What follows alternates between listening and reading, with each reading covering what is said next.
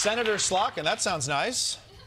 You know, it's pretty good. Feels good. Yeah, it's good. You speak Arabic, you speak Swahili, you speak English. How would you like me to conduct this interview? English would be fantastic. English would be great. Yeah. Okay.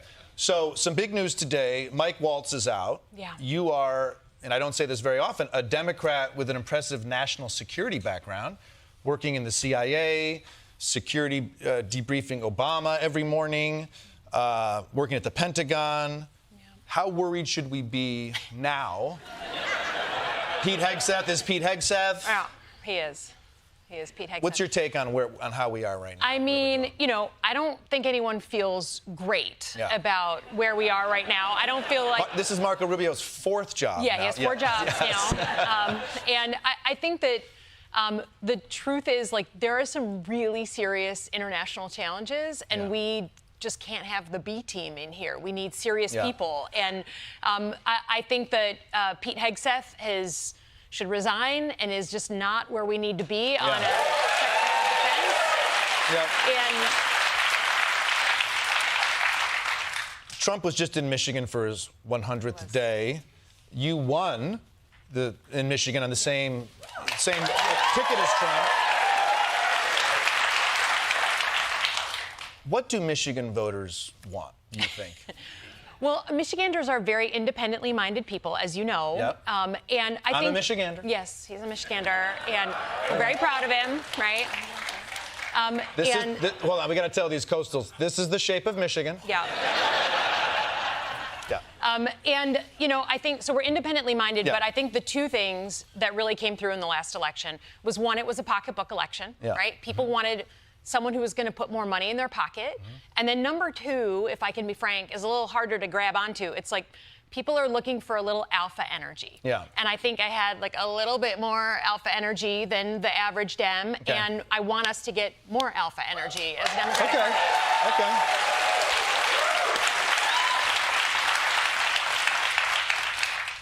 And this comes from my wife. What is alpha energy? Yeah. I just think, well, okay, you're a Midwesterner, and let me explain for those who are not Midwesterners. Like, think of who we identify with as, like, our big leaders, right? Right now, most popular man in Michigan is the coach of the Lions, right? Dan Campbell, and go Lions. And he is just, but he loves big, he's tough with people, but he will hug you and give, and cry his eyes out, and his guys do great. Like, we want leadership, right? We're in a moment of crisis in the country and a moment of change as well. And so we want leaders who can lead us through and light the tunnel so that we can get through this moment of our history. And that is not a quiet, calm diplomat. That is let's go. And I think that is what Michiganders are looking for in their leaders in the state, but also across the country. People are responding very well to that. My daughter finished a puzzle the other day. She's 5, and I gave her this big hug, and I was crying, and she was like, Dad, I love this alpha male energy right now. You've said adopt the alpha energy, but you've also said that the Dems, there's a perception of the party as weak and woke. It's actually what Michiganders said. There was a poll in February, and those were the words identified most with the Democratic brand. Yes. And I think that, again, I don't think it's just Trump voters who want something different. I think our government is a 20th century government, and we're in the 21st century. It needs to change. No one loves our health care. No one loves how we do education. No one loves how our government works. So we need to change it, but we want responsible change, not reckless change, not just breaking stuff to break stuff. But I think we need to hear that, and I think the Michiganders understand that we can't stay the same, we can't look backwards, we have to look forward, but we want to know who that is. And I think the Democratic Party should be leading instead of just saying no, status quo, don't change. No, embrace change, but put your marker down on what you think should happen. Talk about how we need a stronger middle class in this country because it's shrinking. It is. Don't try to hide it. It is. So to me, that's the vision piece. And then because I'm from the national security world, at the Pentagon, you don't go to the bathroom without a plan, right? You're constantly planning. That's what I've been doing wrong all these years. So I think Democrats need a plan. And I've been in the Senate for 112 or 15 days, And I got tired of waiting for someone else to do it. Yeah. So I just like wrote a war plan, decamped with a bunch of my closest like friends and advisors, and wrote our best stab at what we should be doing as a country to push back on the threats to our economy and our democracy. I love that.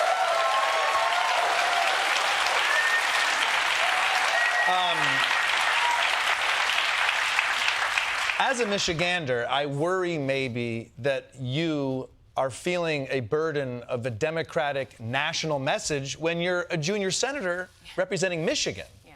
Are you? Michigan first at this point? Well, yes. I mean, yeah. I got the chance to give the response to the State of the Union, Yeah. and I made a choice to do that from Michigan. Yep. Because if I could give a speech that could work in Michigan and not turn me into a Saturday Night Live skit, then I think it would work for the country. Like, Michigan, I think, is a good bellwether, a good canary in the coal mine on what's going on, particularly on our economy right now. And so all I can do is, like, take the lessons every single day from what is going on, no shit, no kidding, in my state, and then sort of express to people that I'm going to go fight for them and fight for my state, and that means a good thing for us, but a good thing for the country too. Donald Trump spoke for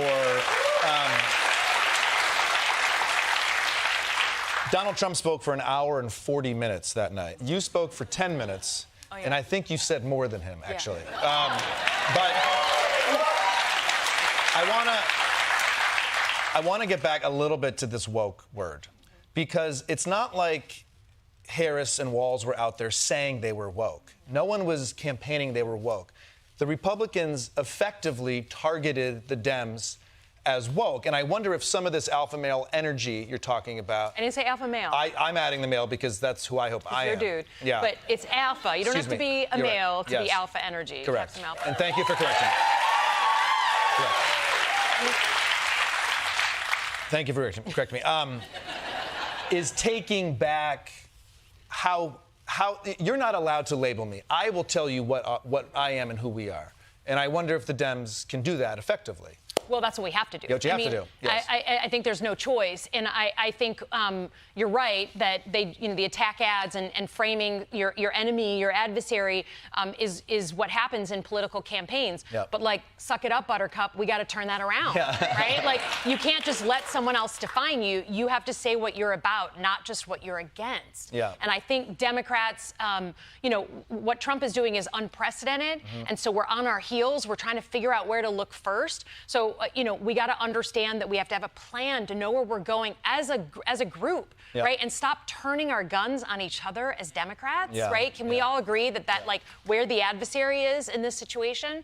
I think that is what we owe to the American people, actually. I loved when your rebuttal was from.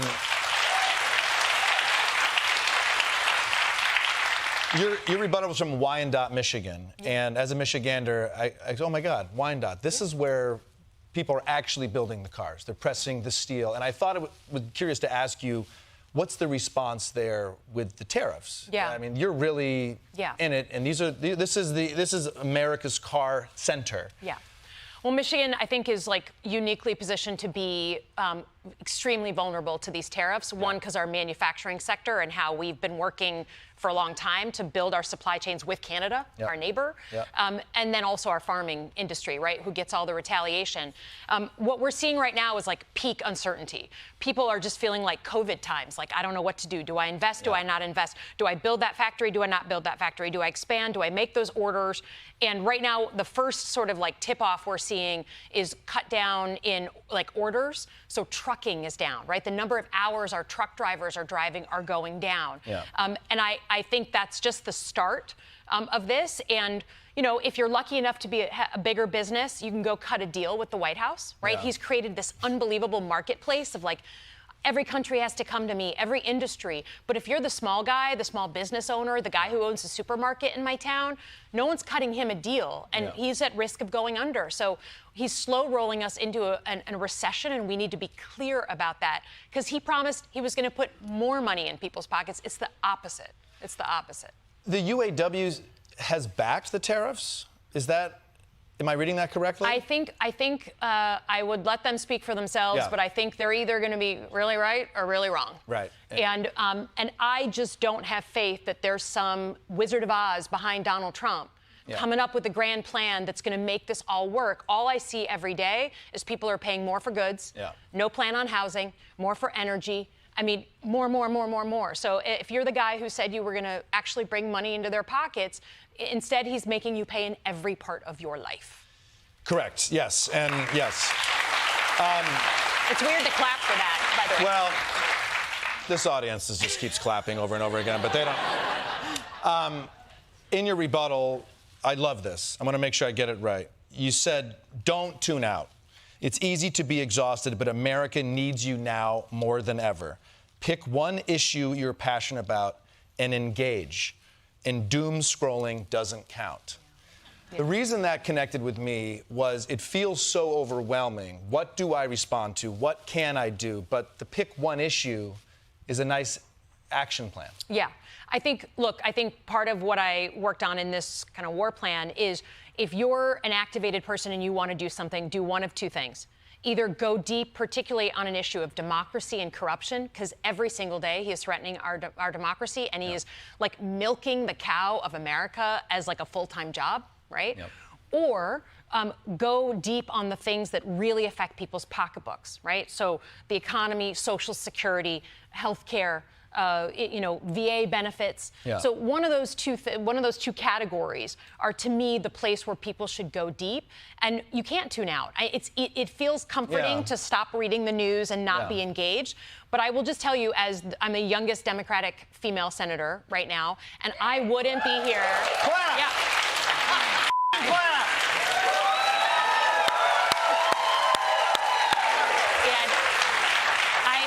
I just have to say, like, if previous generations had given up and been like, it's really hard right now. Like, think of the women who fought for 100 years to allow me to get to this spot. Like, we don't have the right to tune out when previous generations fought and fought and fought. So, not gonna do that. If you tuned out after the election for a week, time to tune back in. Shit's getting real. So, Senator Elissa Slotkin, thank you very much for being here.